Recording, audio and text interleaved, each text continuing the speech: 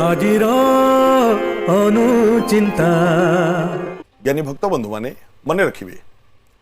गोटे आज भल कथाटे कहूँ बहुत लोकंकर अकाल मृत्यु हुए माने 40 वर्ष 35 वर्ष 30 वर्ष एगुड़ा कह जाए अकाल मृत्यु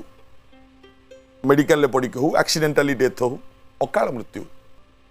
किंतु गोटे छोट कथाटे कहूँ उपनिषद अच्छी ए कथा कौन जी तो जेतिक दिन आयुष धरिक आसव से दिन जीव कथार से नुह किंतु प्रति एकादशी रे जो लोक जार बापा कर्पूर आलती रे विष्णु को करुथिबो कर्पूर रे आलती प्रति एकादशी रे विष्णु भगवान को कर्पूर आलती करुथिबो ना तार कौनसी संतान अकाल रे मृत्यु हेबेनी अकाल रे मृत्यु मुखरे पड़िबेनी एटा उपनिषद रे अछि मन रखिबे एकादशीटा हला विष्णुंकर अति प्रिय नारायणंकर अति प्रिय प्रति एकादशी रे खंडीय कर्पूर नहीं टिके आलती कर दिंतु ना ठाकुर पाखे पूजा समय रे वंश ठीक रे रहिबो आपणकर संतान मानकर उन्नति हबो यह कले आपणकर मंगल आपणकर परिवारर मध्य मंगल।